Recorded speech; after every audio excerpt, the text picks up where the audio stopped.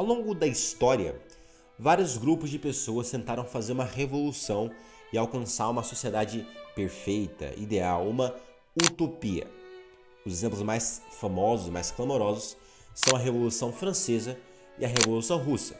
Mas neste vídeo eu gostaria de explorar não a Revolução Russa ou a Revolução Francesa, mas a origem dessa própria busca, desse próprio ideal, desse próprio termo, utopia. De onde é que veio isso? Na verdade, tudo teve origem no início do século XVI, com uma pequena e lendária obra que teve um impacto tremendo em toda a história da política e da literatura. Já vou dar mais detalhes, explicar direitinho, mas antes, rola a vinheta.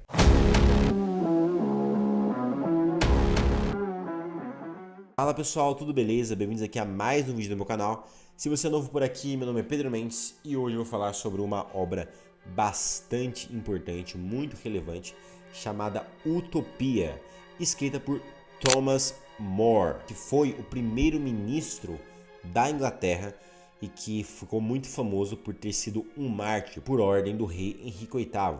Ele é um santo reconhecido da Igreja Católica que se recusou a aceitar o divórcio do rei e, como consequência da sua recusa, ele foi morto. Nasceu em 1478 e em 1516 publicou esta obra aqui lendária. Então atenção, já vou deixar aqui um disclaimer bastante grande.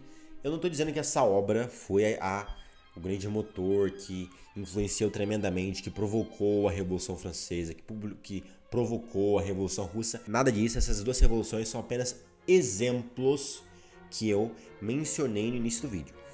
Esta obra vai de fato tentar conceber uma sociedade perfeita, ideal, que o Thomas More sabia perfeitamente que era impossível de ser aplicada no mundo físico, concreto, real, e que não é de forma alguma igual ou extremamente semelhante com aquilo que Lenin ou que Rousseau desejava, tá bom? Então, só para deixar isso bem claro, aquilo eram apenas dois exemplos e agora vamos para o conteúdo específico deste livro. É uma obra não muito curta, mas também não muito longa, 200 e poucas páginas, e foi publicada em 1516. Atenção que em 1516 o mundo estava prestes a entrar numa espécie de colapso, porque no ano seguinte, no dia 31 de outubro de 1517, Martinho Lutero publicaria as 95 teses contra as indulgências, o que gerou o que foi o grande início da Revolução Protestante, e haveria então um cisma da cristandade e um grande caos em todo o mundo conhecido, em toda a Europa sobretudo. Então este livro já surge, já é escrito, já é publicado num contexto do Renascimento, num contexto humanista, ligeiramente prévio ao início da Revolução Protestante. Existem várias coisas escritas aqui dentro que são, pelo menos aparentemente, difíceis de reconciliar. Não vou nem dizer fé católica, vou dizer fé cristã. Por quê? Porque nesta obra... Opa! Caiu aqui da mesa. Nesta obra, vamos começar aí do início, né? O Thomas More faz aqui um exercício narrativo, ele finge que ele encontrou lá um marinheiro, um homem que tinha viajado muito, e esse homem contou as maravilhas de um país, uma grande nação, numa ilha no meio do mar. Então toda a obra destina-se a descrever paulatinamente as características, os diferentes aspectos dessa nação incrível, impressionante, chamada Utopia. Na sociedade do Thomas More, há uma liberdade religiosa, embora haja alguns asteriscos que eu não vou aprofundar aqui. É proibido as meninas casarem antes dos 18 e os rapazes antes dos 22 anos, salvo engano. Há uma grande, digamos, repulsa pela avareza, uma sociedade de pessoas virtuosas, bem estruturada, bem organizada, bem planificada, a própria agricultura, a própria economia. Esses são aspectos menos chocantes, mais, digamos, comuns, mais vulgares do livro. Mas então vem a parte mais complicada, a parte mais estranha. No meu capítulo favorito, que eu tô tentando encontrar, que eu não tô achando. Onde é que tá, caramba? Filosofia. 2000 anos depois. Achei finalmente aqui, página 125 aqui dessa edição da editora Clube do Autor. Página 125 ele fala da filosofia moral, que é o meu capítulo o capítulo que eu considero mais interessante, o capítulo favorito. Ele começa de uma forma bastante surpreendente, que abre aspas. Perguntam-se os utopianos, os habitantes lá da grande nação Utopia, como é que um mortal pode deleitar-se com o brilho débil de uma gêmea minúscula quando pode contemplar uma estrela ou até o sol. Ficam estupefactos pelo fato de haver homens tão tolos que se acham mais nobres devido à textura delicada das suas vestes de lã. Então, ele já começa de uma maneira bastante comum, bastante realçando a virtude daquele povo, valorizar uma pessoa em si pelo aquilo que ela era, por aquilo que ela acreditava, por aquilo que ela defendia e não pelo dinheiro, pelas coisas materiais, pela aparência. Mas se você aprofundar a filosofia moral daquele país perfeito, a eutanásia é legalizada em certas circunstâncias, o divórcio é legalizado em certas circunstâncias, coisas que são bastante complicadas, quase impossíveis de conciliar com a fé cristã. Não existe, por exemplo, eu fiquei bastante chocado com isso, nessa sociedade do Thomas More não existe propriedade privada. E aí vem os comunistas, o Thomas More tá vendo? Isso é bastante surpreendente, assim. O próprio Tomás de Aquino, na Suma Teológica, artigo 2, não sei de qual parte, deixa eu conferir qual é a parte da Suma Teológica que isso tá. Suma Teológica... 2000 anos depois. Para quem quiser ver, tá aqui, artigo 2 da Suma Teológica, tá na internet. Se é lícito alguém possuir uma coisa como própria, o Tomás de Aquino, que é acho que o maior doutor da história da igreja, vai mostrar aqui, vai rebater argumentos, refutar argumentos contrários e mostrar que sim, é lícito alguém possuir algo como próprio. Há, digamos, uma apologia, atenção, eu estou dizendo aqui uma linguagem simplificada, há uma apologia, entre aspas, da propriedade privada. Mas, voltando aqui para mim, na sociedade do Thomas More não tem propriedade privada. Claro, se todo mundo fosse virtuoso, todo mundo fosse legal, etc., eu não me importaria nada de dividir as coisas.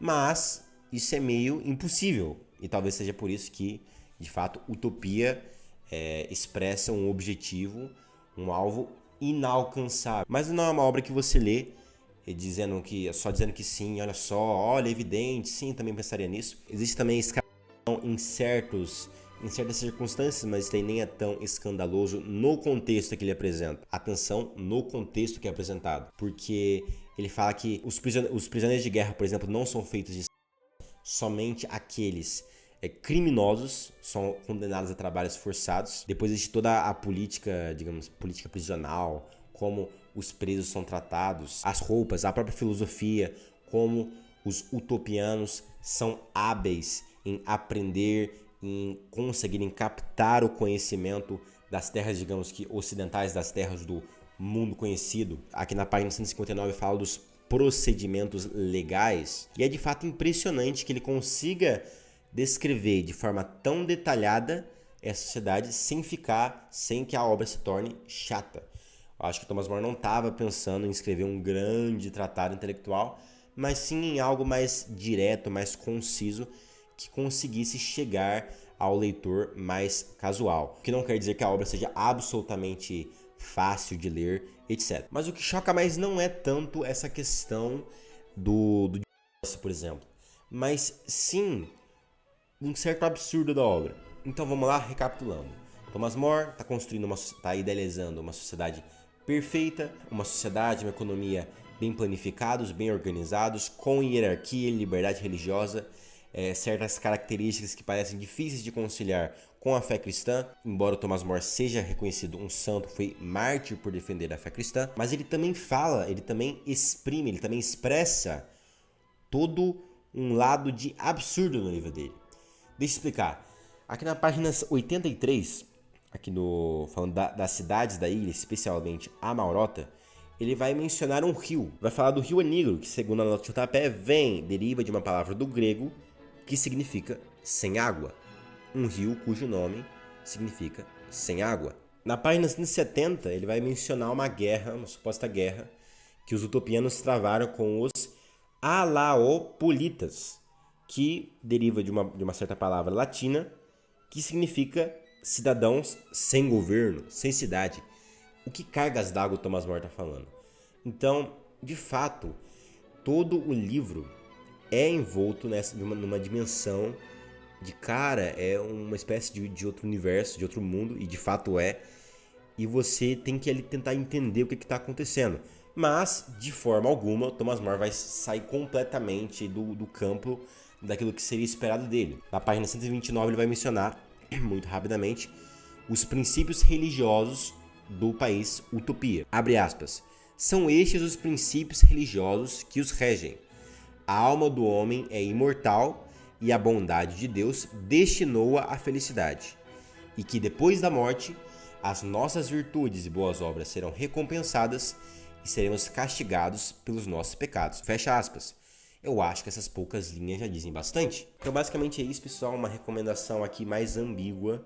Não chego a dar 5 estrelas, mas eu acho que no geral vale a pena. E inclusive, olha só um aspecto que eu esqueci de dizer, no epílogo do livro, aqui no finalzinho, tá na página 212, ele fala o seguinte, abre aspas. Entretanto, não posso concordar com tudo o que Rafael disse. Rafael, só para vocês lembrarem, eu não mencionei o nome, era aquele marinheiro que teria visitado o país da utopia, que foi criado pelo Thomas More nesse exercício narrativo. Então, voltando para a frase completa. Entretanto, não posso concordar com tudo o que Rafael disse, apesar de eu considerar um homem singularmente bem informado e com uma grande experiência dos assuntos mundanos. Ao mesmo tempo, porém, devo confessar que há na República da Utopia muitas coisas que desejaria ver imitadas pelos nossos governos. Desejo isso mais do que espero. Fecha aspas. O Thomas More sabe perfeitamente que aquilo que ele está expondo é uma utopia, que não dá para chegar lá. Mas ele gostaria, ele deseja, ele diz, desejo isso, os aspectos, vários aspectos políticos, econômicos, sociais que ele expõe no livro dele fossem imitados e adaptados para as principais nações europeias. Mas aquilo que me pegou mesmo foi, de fato, esse caráter mais do absurdo, mais do estranho, mais do ambíguo, que eu não estava realmente esperando. Eu estava esperando uma coisa bem mais sistemática, bem mais chata, que fosse ali apresentar por A mais B aquilo que o Thomas More acreditava e descobrir bastantes coisas que realmente não eram esperadas de alguém como o Thomas More. Isso sem desmerecer de forma alguma a grande e exemplar figura histórica que ele foi, principalmente na recusa de aceitar o divórcio do rei Henrique VIII. Depois, toda essa questão histórica vai dar origem à Igreja Anglicana. Mas leiam, releiam, meditem, reflitam. É uma obra que eu com certeza irei revisitar no futuro. Espero que vocês tenham gostado do vídeo. Se você gostou, metralha aí o botãozinho do like, se inscreva no canal e ative o sininho das notificações para você não perder nenhuma novidade. Claro, já comenta aqui o que você achou e também diga que obras você gostaria que eu analisasse, que eu leio bastante. Talvez eu tire um tempinho para ler a sua obra, o seu livro favorito e comentá-lo aqui no canal. Um abraço a todos e até o próximo vídeo. Fui!